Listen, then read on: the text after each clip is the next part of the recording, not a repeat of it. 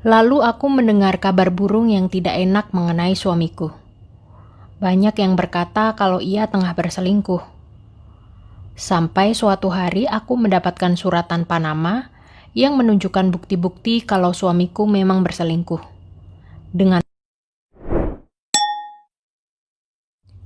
Hai, namaku Andin.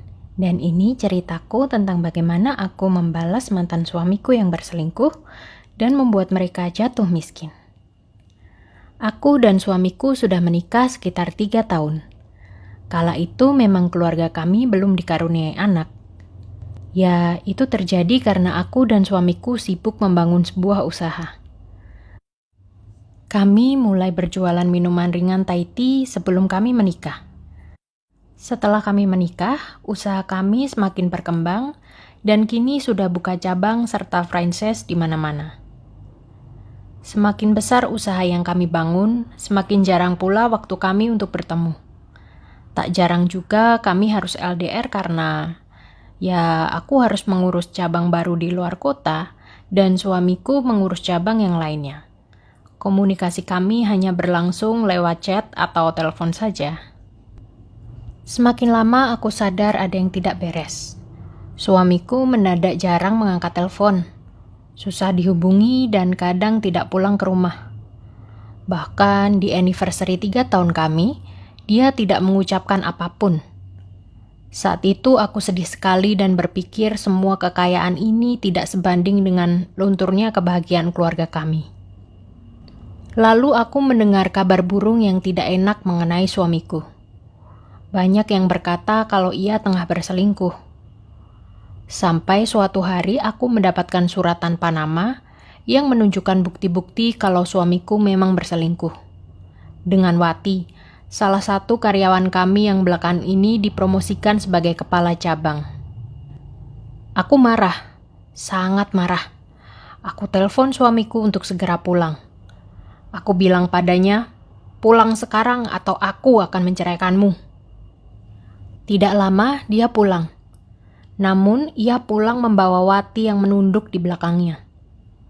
Lalu suamiku berkata padaku, "Ayo, cerai saja daripada ribut. Aku lebih memilih Wati." Dan aku lihat Wati tersenyum licik di belakangnya. Aku geram.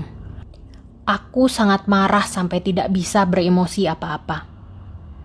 Aku hanya diam terpaku dengan tatapan kosong. Aku tidak menyangka aku akan dikhianati seperti ini. 3 tahun hubungan kami dinodai dengan perselingkuhan hina suamiku dan karyawanku. Di saat aku sedang terdiam karena syok, tiba-tiba suamiku berkata, "Tinggalkan rumah ini, aku beri waktu kamu 3 hari." Aku diusir dengan paksa karena rumah ini memang kuatasnamakan suamiku. Hari ini hari terakhirku di rumah ini. Aku sudah mengemasi semua barangku dan siap untuk pindah. Aku merayakan hari ini dengan memasak seafood dan meminum segelas wine putih. Aku memakannya sambil berkeliling rumah menikmati mahakaryaku untuk terakhir kalinya. Namun aku tidak sembarang berkeliling. Kukunyah seafood dan wine di dalam mulutku. Dalam keadaan setengah lumat, kumasukkan makanan yang tadi aku kunyah itu ke tiang-tiang tirai yang ada di setiap rumahku. Tiang tirai kan memang ada ruang kosong ya di dalamnya. Setelah kumasukkan makanan menjijikan itu, kututup rapat segera dan aku meninggalkan rumahku tercinta. Mantan suamiku dan selingkuhannya kini mendiami rumah itu. Segalanya nampak bahagia-bahagia saja di minggu awal-awal pernikahan mereka. Sampai akhirnya pada minggu ketiga, mereka mulai mencium bau-bau aneh dari rumah itu. Mereka mencari di mana sumber baunya, namun tidak menemukan apapun penyebabnya. Akhirnya mereka mengundang pembersih rumah. Ya, karena pembantu juga sampai angkat tangan dengan bau tersebut. Berkali-kali mereka mendatangkan jasa pembersih rumah sampai jasa pembasmi hama. Tapi bau itu tidak hilang. Bau amis busuk yang sangat menyengat, bahkan makin hari makin tercium. Suamiku dan istri sialannya itu semakin bingung. Apalagi setelah pembantu keluar karena tidak tahan. Dan jasa-jasa yang disewa sudah tidak mau lagi mendatangi rumah yang bau busuk itu. Orang-orang terdekat mereka mulai berbicara di belakang. Mereka bahkan mengatai kalau yang mantan suamiku dan istrinya alami itu bagian dari azab karena telah meninggalkanku. Ya, sejak fokus dengan rumah barunya, pekerjaannya menjadi terbengkalai. Ia terpaksa harus menutup banyak cabang usaha dan rugi banyak. Karena frustasi, sudah menghabiskan banyak uang untuk menghilangkan bau rumah itu, tapi tidak segera hilang. Akhirnya suamiku berencana untuk menjual rumah itu. Rumah itu tidak segera laku.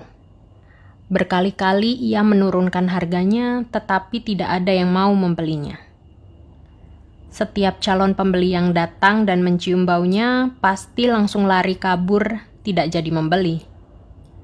Di tengah frustasinya, ia menghubungiku. Ia menawari rumah itu dengan harga yang sangat murah. Hanya 200 juta saja. Ia tidak menceritakan apapun padaku.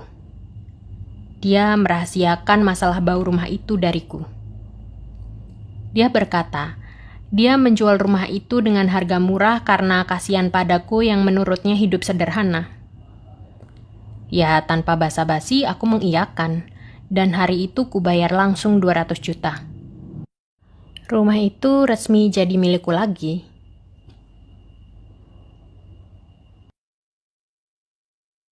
Mantan suamiku lalu segera pergi mengosongkan rumah itu. Di perjalanan pulang, dia dan istrinya menertawaiku. Mereka pikir aku bodoh karena mau membeli rumah berbau busuk itu. Mereka langsung mengepaki semua barang dan siap pindah ke tempat baru. Esoknya aku pergi ke rumah itu. Aku ingin melihat rumah yang kini telah menjadi milikku. Ketika aku sampai di rumah itu, rumah telah kosong. Semua perabotan sudah masuk ke truk barang. Semuanya dibawa oleh mantanku yang pelit itu untuk dibawa ke rumah barunya. Ya, semua perabotan, termasuk tirai dan tiang-tiangnya.